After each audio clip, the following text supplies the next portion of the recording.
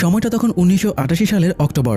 ডেরির দানবটাকে তার স্লিপিং সাইকেলে পাঠানোর ঠিক 27 বছর পর ডেরিতে এবার বেড়ে উঠেছে নতুন প্রজন্ম, উইল, লিলি আর রনিদের ছেলেমেয়েরা। ডেরির হাজার বন্ধু যারা স্বভাবগত দিক থেকেই একটু ভীতু আর লাজুক, তাই স্কুলে তারা পরিচিত লুজার নামে। তবে তারা এই নামকে অপমান নয়, বরং নিজেদের পরিচয় হিসেবেই গ্রহণ করেছে। নিজেদের গ্রুপের নাম দিয়েছে লুজার্স ক্লাব। এই দলে আছে বিল, রিচি, এডি আর স্ট্যানলি। বিল শান্ত স্বভাবের, কথা বলার সময় একটু তুতলিয়ে যায়। রিচি চশমা পরে, বেশি বকবক করে এবং বেশ কুল টাইপের। মজার ব্যাপার হলো এই রিচি মার্জের ছেলে। রিচের নামে অনুপ্রাণিত হয়েই মার্জ নিজের ছেলের নাম রেখেছে রিচি। এডি স্বাস্থ্য নিয়ে ভীষণ সচেতন, পরিষ্কার পরিচ্ছন্ন থাকতে ভালোবাসে।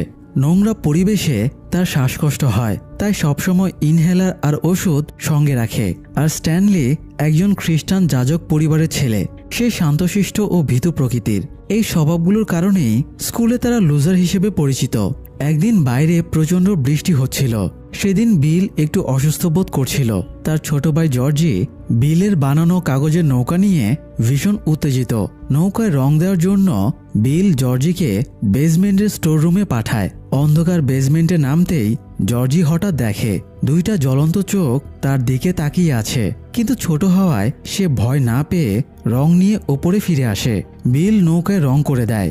রেইনকোট পরে জর্জি বাইরে বেরিয়ে যায় রাস্তায় জমে থাকা পানির স্রোতে নৌকা ভাসাতে, কিন্তু স্রোতের টানে নৌকাটা ড্রেনের ভেতরে ঢুকে যায়। নৌকা হারালে বিল বকবে, এই ভয়ে জর্জি ড্রেনের মুখের কাছে এগিয়ে যায়। সেখানেই সে দেখে ড্রেনের ভেতর দাঁড়িয়ে আছে এক ক্লাউন। আসলে সেটাই দানব, পেনিওয়াইজের রূপে। ক্লাউন দেখে জর্জি খুশি হয়ে যায়। পেনিওয়াইজ মিষ্টি গলায় কথা বলে, তাকে আকৃষ্ট করতে থাকে।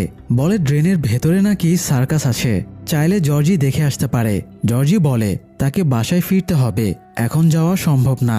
এই সময় পাশের বাড়ির এক মহিলা দেখে জর্জি ড্রেনের সামনে উবু হয়ে আছে, কিন্তু সে ভাবে বাচ্চা হয়তো খেলছে।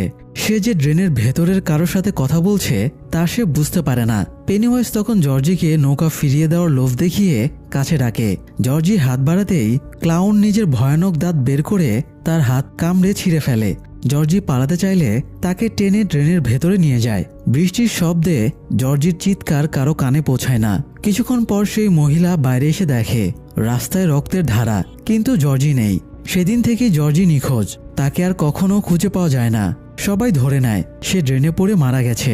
ধীরে ধীরে খোঁজাখুঁজি বন্ধ হয়ে যায়, কিন্তু বিল একমাত্র মানুষ যে জর্জির হারিয়ে যাওয়াকে মেনে নিতে পারে না।